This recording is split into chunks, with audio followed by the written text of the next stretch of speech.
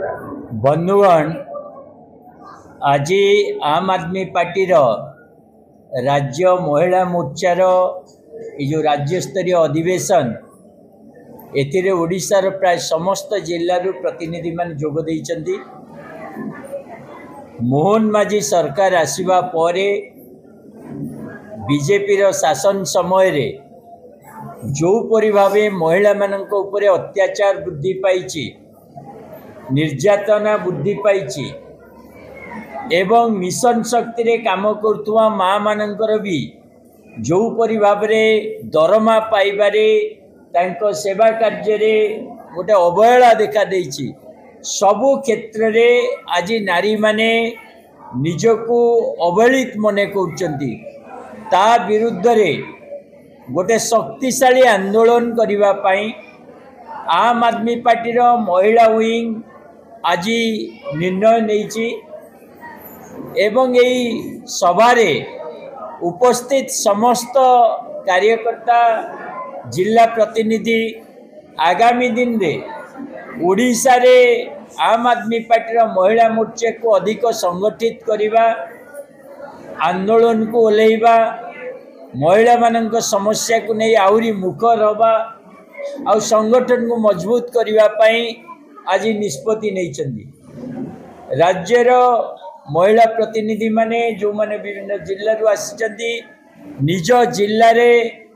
निज ब्लॉक रे निज पंचायत रे माँ मानन को एकाठी करने पाई आम आदमी पार्टी रो जो व्यवस्था परिवर्तन रो आंदोलन और राजनीति ताकू सफल करने पाई आज एकाठी निष्पत्ति नहीं। मु आशा करुच्ची आगामी दिन रे आम आदमी पार्टी रो महिला मोर्चार भूमिका बढ़िबा सहित सांगठनिक दक्षता वृद्धि पाइब और राज्य रे माँ मानकर सुख दुख भल मंद सबुतिरे बहुत सक्रिय भाव में पार्टी अंश ग्रहण करिब और सेमानकु सशक्त करिवार काम करिब। महिला मानकर स्थिति आपण माने जानिचंदी। प्रत्येक दिन महिला मानक ऊपर अन्याय अत्याचार बढ़ी चलची। जो नेशनल क्राइम रेकर्ड ब्यूरो तार तथ्य को जदि नेबे अत्याचार बढ़ीची, निर्यातना बढ़ीची, महिला मानक स्वावलंबनशील हवा बाटर अनेक प्रतिबंधक भी वृद्धि पाइची। तांकर शिक्षा, तांकर रोजगार, तांकर सम्मान सहित बंचिबार जो अधिकार ता उपरे राज्य सरकार बहु क्षेत्र नीरव रहिचंती। तेणु आगामी दिन रे एक शक्तिशाली आंदोलन माध्यम रे माँ मानकु मुख्य स्रोत रे केवल सामिल करबा नुह, तांको राजनैतिक नेतृत्व देवार जो प्रक्रिया ताको आम आदमी पार्टी आहुरी अधिक शक्तिशाली करिब। धन्यवाद। प्रथमे आज राज्य महिला मोर्चा सम्मेलन को समस्त मीडिया बंधु मान को मु स्वागत करुच्ची। आमर लक्ष्य जो आज महिला मोर्चा सम्मेलन सारा ओडिशार प्रत्येक जिल्लार महिला नेतृत्व मान को खोजी बाहर करवा एवं तांको भितर जो नेतृत्व अच्छी विकास करवा, महिला सशक्तिकरण करवा एवं सबु दिगरे सबु प्रकार भाव में महिला मानकर किभली भाव में गुरुत्वपूर्ण भूमिका रहिब आगामी निर्वाचन समय एवं आम आदमी पार्टी समस्त महिला माने आज देखते जो भाव में दलित अवहेलित निष्पेषित होती से भाव में केमती नहे सेमानक भितर जो गुण अच्छे जो अवहेलित अच्छे से प्रत्येक महिला मानक माध्यम आम आदमी जो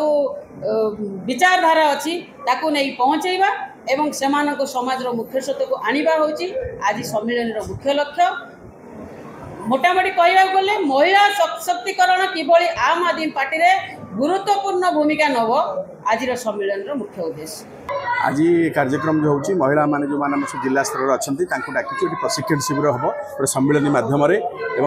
केमी दलर संगठन तृणमूल स्तर में मजबूत हम और दलर विचारधारा जमी आम पंजाब सरकार करूँ अति कम दिन में दिल्ली में करूँ से जो सूत्र से सूत्र को आज राज्य सभापति अन्य नेता मैंने बांटे महिला मैंने गाँ गंडा को जीवे और आम जो शिक्षा कथा कहूँ जे अंतर्जातीय शिक्षा मागणा शिक्षा प्रति पिला कि गरीब कि धनी आम कहूँ 200 यूनिट 300 यूनिट पंजाब आम सरकार अच्छे आम 300 यूनिट मागणा दूचे और सबुठ बड़ कथा दिल्ली में आम 200 यूनिट 10 वर्ष दे सारापर अनइंटरप्टेड विद्युत सेवा दे सारापर आम हूँ सबुठ बड़का राज्य थी जोटा कि कैग रिपोर्ट कहूँ कहवा कथा हूँ आपन लोक जो कहते लोक मागणा देदेले आपंकर आर्थिक प्रगति में कौट बाधा हम से कथा नुहे सरकार अपेक्षा व्यक्तिगत स्तर जन आर्थिक स्तर मजबूत है पूरा समग्र राज्य मजबूत हो से कथा आम चाहूँ लोक लोकाभिमुख सरकार दरकार नुह कि लोक आप टैक्स बाटे मारे जो सरकार आज जो टैक्स मारण नीति कर सरकार जो भाव रास्ता आप देखिए जो भी खाल खमा अच्छी विरुद्ध में आप स्वर उत्तोलन करेंगे स्वर उत्तोलन कले जेल पठे दिज्व आम से महिला संगठित करूँ आम कहूँ कि आप साहसी हूँ निर्भय हूँ आ 200 5,000 3,000 कौट सरकारी आप सुविधा जो मिल जाऊँगी से पकेट में पुरैक केवे भी आपको जी आप अंधपुटली बांधे चेष्टा कर सरकार जो भूल कम को आप विश्वास कर